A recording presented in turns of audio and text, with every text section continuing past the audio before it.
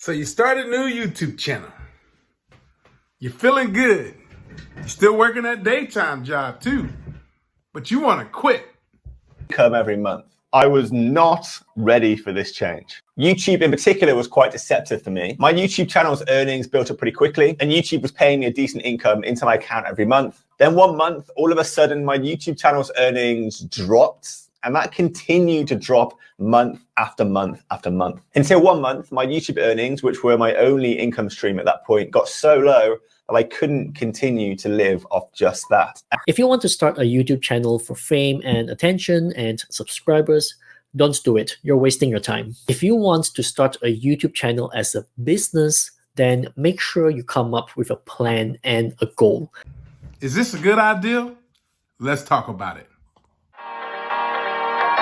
Let me good news.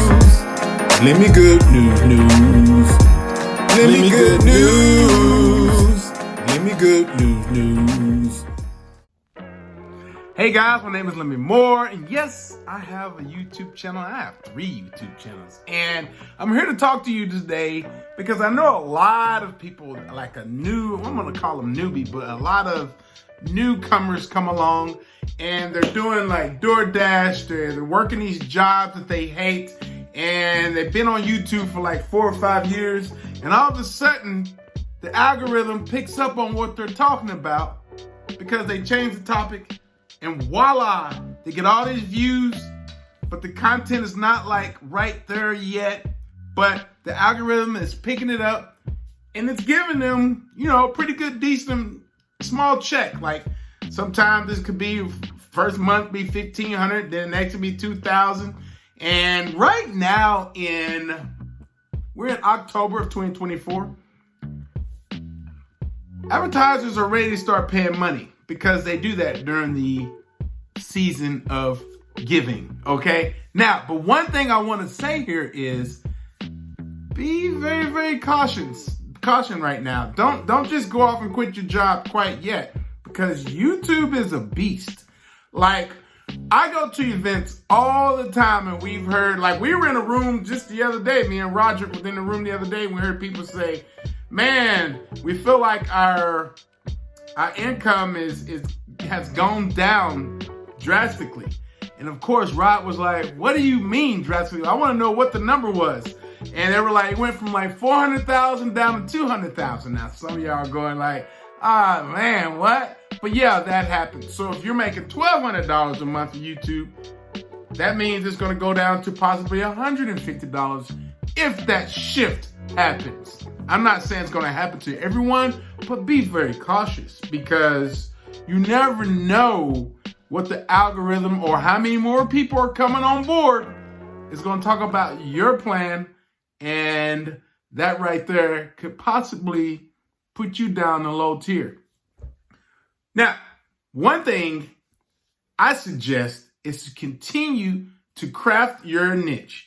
At least do it for another year when you're monetized, and see what your, income level is each and every month for the next 6 or 7 months. Then you'll know it'll be time to go all to the wall. I wanted to say something else, but let's keep it cool here. But then you'll know it'll be time to go ahead and go full time. This is a lot of things that most people don't tell you when you become monetized. They think, I want to get 1,000 subs. That's great. And then you get your 4,000 hour watch time. That's great. And then you really have to start figuring out who is your audience, because you can get, I know people get silver play buttons like that. They can do it within a week. It's crazy. But then once they actually get the silver play button, that's just a vanity thing anyway. But once you get those 1,000 hours of watch time, and you're monetized, then you have to really tune in your craft. Now, this video is not to disappoint anyone, and congratulations to all of those who have reached that milestone, because it's a great one to reach. But if you have other income coming in, don't just dismiss it, okay? Because think about it, you still have to pay taxes on this money coming up that YouTube paid you, all right? And still, What if you have a bad, I mean, anything can happen. Anything can happen with your channel. So don't just, I'm gonna quit my job. Matter of fact, start another channel. You know what I mean? Get another channel going. And most people that are like, were like, no, don't do that. Just concentrate on one. No, you go get two and separate them because you never know, right? I mean, I'm a farmer. I have one field of crops. I got another field of crops. And I got another thing that I'm growing. You see what I'm saying? So I'm going to mix it up. You never put your eggs in one basket. That's all they say. Never put all your eggs in one basket. That's the same way it is online. So congratulations for those who are looking to, go to the next level with YouTube. But I would slow down and pump the brakes and don't put in that 2 weeks notice. I remember when I quit my main job and I was going to become a marketer. I had clients. I was going to become a marketer. I was done working for the man. And yeah, it happened. Got cut off. And I had to do other things. And I learned right then and there to never ever just jump and be pumped. Ever. All right.